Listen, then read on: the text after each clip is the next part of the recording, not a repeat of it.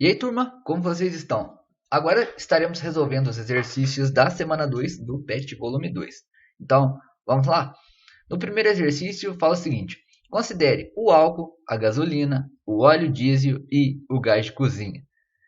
Aí na letra A, pede para a gente estar relacionando a propriedade específica que seja comum a todos eles. Qual propriedade vocês acham que é? É a propriedade combustível, né, galera? Que é aquela capacidade do material estar reagindo com o oxigênio e assim liberar energia, certo, turma? Todos esses materiais aqui, o álcool, a gasolina, o óleo diesel e a gasolina, eles são utilizados como combustível, porque eles têm a capacidade de estar reagindo com o oxigênio e assim liberando energia, certinho? Letra B. Indique as propriedades específicas que podem ser utilizadas para diferenciá-las. Então, turma, a gente pode citar aí pelo menos três, certo? Eu falei sobre três propriedades específicas físicas, que é o ponto de fusão, ponto de ebulição e densidade. Claro, turma, que vocês podem estar falando sobre outras propriedades específicas, como as propriedades organolépticas. Questão 2. A água, o solvente mais abundante na Terra, é essencial à vida no planeta. Mais de 60% do corpo humano é formado por esse líquido.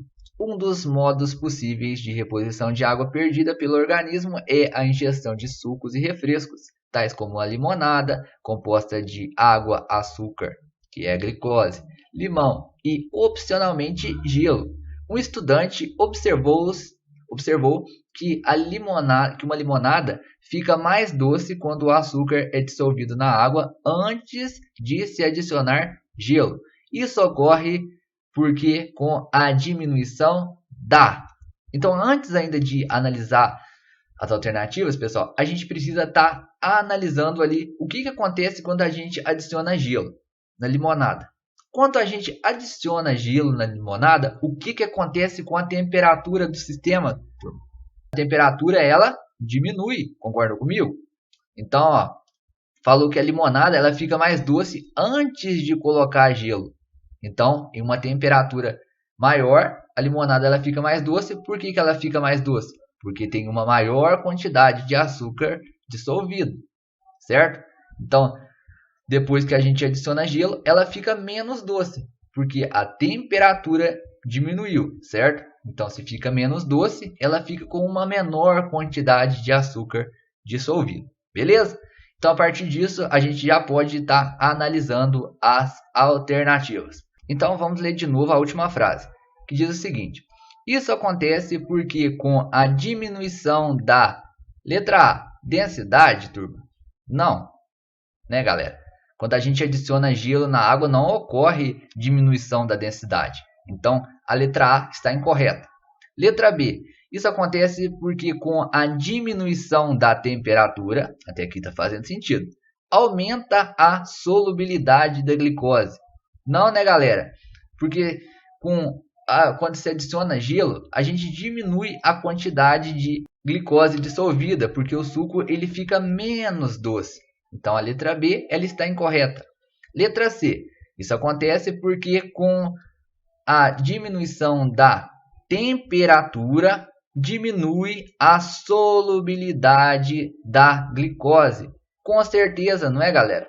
Porque o gelo faz com que a temperatura do sistema diminua, certo? Consequentemente, a limonada ela fica menos doce quando isso ocorre, certo? Isso é devido à diminuição da solubilidade da glicose. Então, a letra C ela está correta. A letra D vai estar falando de densidade.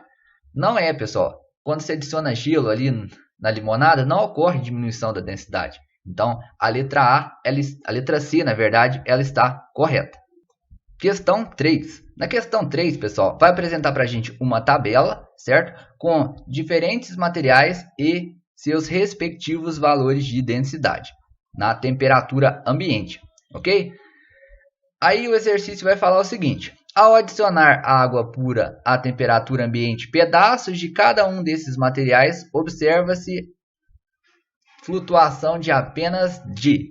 Então, turma, o que o exercício quer que a gente fale? O exercício quer que a gente fale quais desses objetos aqui, ó, que vão flutuar na água. Bastante simples. A gente sabe que a densidade da água equivale a aproximadamente 1 grama por ml ou 1 grama por centímetro cúbico na temperatura de 25 graus Celsius e na pressão de 1 atm, que a gente pode estar considerando então a temperatura ambiente, beleza? Então, turma, a partir disso, a gente vai conseguir identificar quem afunda e quem boia na água, certo? Vocês lembram que eu falei para vocês que quem tem densidade superior a 1 grama por centímetro cúbico afunda?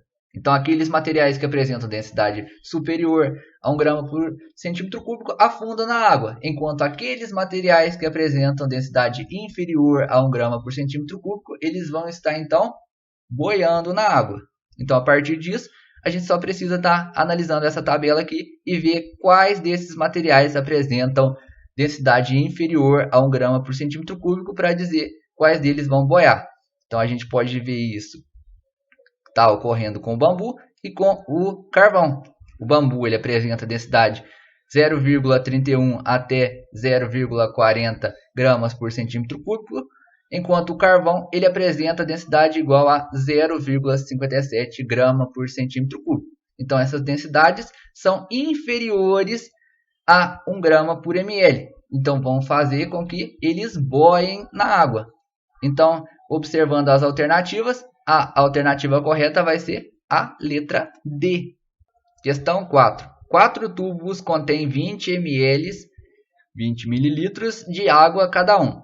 Coloca-se nesses tubos dicromato de potássio, aqui apresentou para a gente a fórmula química do dicromato, nas seguintes quantidades. Aí no tubo A coloca 1 grama de dicromato, no tubo B coloca 3 gramas, no tubo C 5, no tubo D 7 gramas de dicromato de potássio.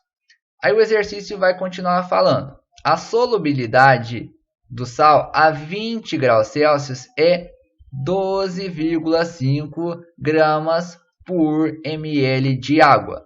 Após agitação, em quais desses tubos coexistem nessa temperatura solução saturada, ou seja, aquela solução que apresenta um aspecto homogêneo, uniforme, e a fase sólida, certo? Então, quando fala solução saturada, quer dizer que conseguiu dissolver uma quantidade máxima de soluto ali naquela solução, certo? Então, a gente vai precisar encontrar alguém que conseguiu dissolver a quantidade máxima de soluto e ainda deixou ali uma parte desse soluto sem dissolver, que vai estar na fase sólida.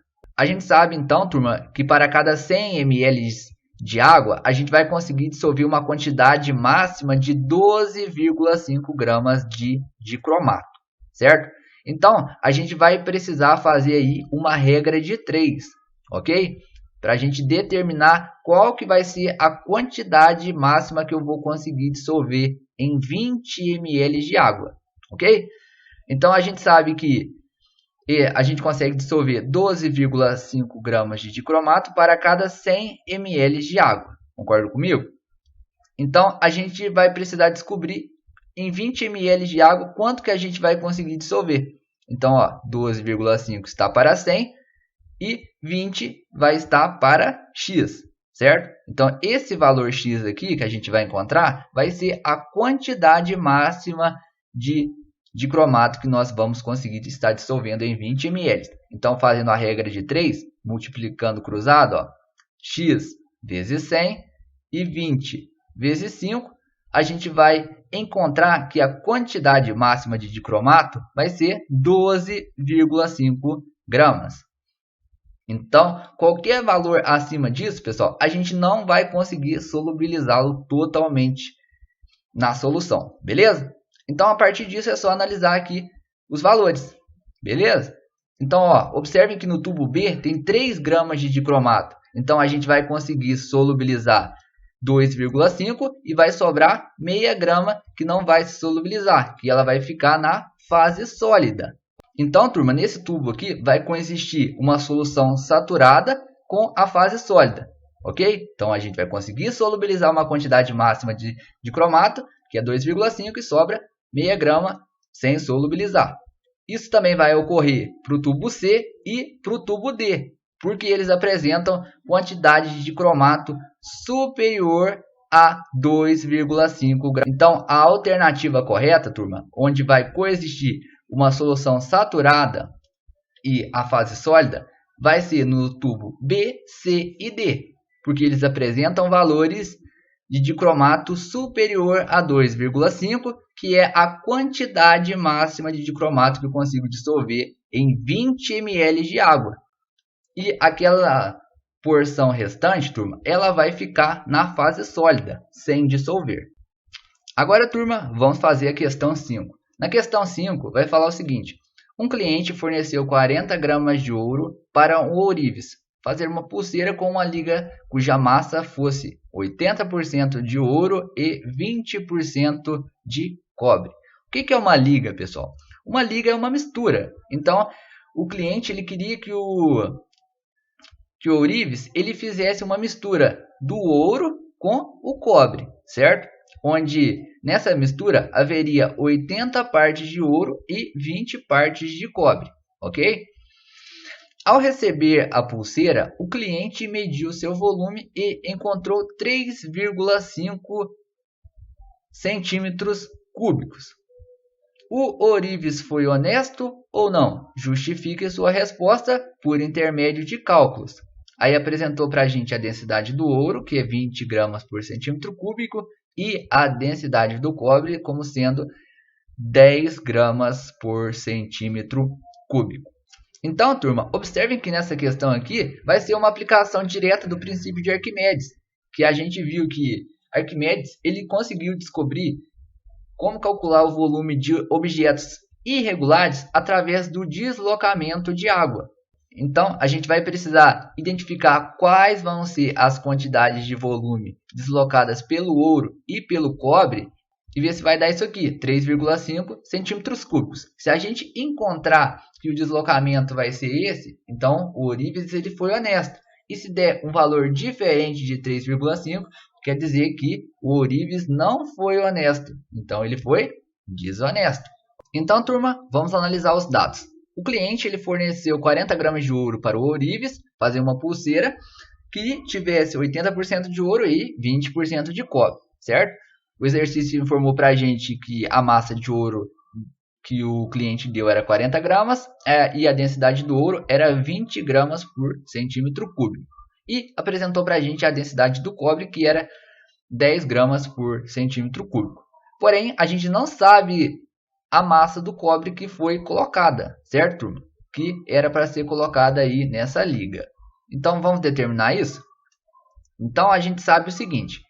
A gente sabe que a liga ela tem 100% dessa mistura, certo? Sendo 80% de ouro e 20% de cobre. A gente sabe que esses 80% eles correspondem a 40 gramas de ouro, ok? Então, a gente determina a massa que vai ter essa liga, certo? Ao determinar essa massa, a gente faz a diferença e a gente encontra a massa do cobre, certo? Então, a gente vai fazer o seguinte, x está para 100, certo? Esse x vai corresponder à massa da liga, certo? Então, x está para 100 e 40 gramas vai estar para 80%. Fazendo a multiplicação cruzada, ó, x vezes 80 e 100 vezes 40, a gente vai chegar a isso aqui, certo? Então, ó, resolvendo aqui 40 vezes 100, a gente vai encontrar que é 40 mil. Então, ó, 80x é igual a 40 mil. Passa esse 80 para cá dividindo, a gente vai encontrar que x vai ser igual a 50 gramas. Então, a massa que a pulseira deveria ter, turma, é 50 gramas. Então, a gente sabe que dessas 50 gramas, 40 gramas são ouros, ou deveriam ser ouro. Beleza? Então, o restante seria então o cobre. Então, a gente faz a diferença. Ó, 50 menos 40, a gente encontra aqui a quantidade de cobre que deveria ser colocada nessa liga, como sendo 10 gramas. Então agora, a partir da massa do ouro e a partir da massa do cobre, a gente já consegue determinar os volumes que vão ser deslocados por esses materiais, certo? Então vamos lá para a fórmula da densidade. Primeiramente, vamos estar fazendo em relação ao ouro. A gente sabe que a densidade do ouro é 20 gramas por centímetro cúbico, ok? Então a gente escreve lá, densidade, que a gente sabe que é 20 gramas por centímetro cúbico, é igual a massa, certo? A massa do ouro, que é 40 gramas, certo? E vamos encontrar aqui o volume, certo? Esse volume, pessoal, vai corresponder ao volume deslocado de água pelo ouro, beleza? Então, fazendo as contas aí, vocês vão encontrar que o volume é igual a 2 centímetros cúbicos, que é a mesma coisa de 2 ml. Então, 40 gramas de ouro, turma, vão deslocar 2 ml de água. E a gente precisa encontrar agora referente ao cobre. Quanto 10 gramas de cobre vão deslocar de água? Vamos fazer a mesma coisa. Densidade do cobre, 10 gramas por centímetro cúbico, certo? A massa de cobre que vai estar lá vai ser 10 gramas, certo? Então, nós vamos encontrar aqui ó, o volume que vai ser deslocado por essas 10 gramas. Fazendo as contas aí, turma, vocês vão encontrar que o volume deslocado pelo cobre é igual a 1 centímetro cúbico, que é a mesma coisa de 1 ml. E agora, professor? O que eu faço? Agora é simples, né, galera? É só você somar esses dois valores aqui, certo? A liga ela é formada por 40 gramas de ouro e 10 gramas de cobre. Então, somando esses dois valores, vocês vão encontrar o volume deslocado por essa liga, certo? Então, vocês vão ver que o volume que deveria ser deslocado é 3 ml. O cliente ele mediu que o volume deslocado foi 3,5 centímetros cúbicos, que é a mesma coisa de 3,5 ml. Então, teve diferença de volumes, certo, turma? Então, o que isso indica? Isso indica que o ourives ele foi desonesto. Então, ele pegou um pouco de ouro para ele e aumentou essa massa de cobre. Então, a liga ela não vai ter 80% de ouro e 20% de cobre. Ela vai ter provavelmente uma maior quantidade de cobre, certo? Porque o ourives ele vai pegar uma parte desse ouro para ele, certo? Então, conclusão, o ourives ele foi desonesto, certinho? Então, turma, entenderam? Se não entenderam, vocês devem estar perguntando para mim lá no WhatsApp, tá joia? Bons estudos a todos, até a próxima então e valeu!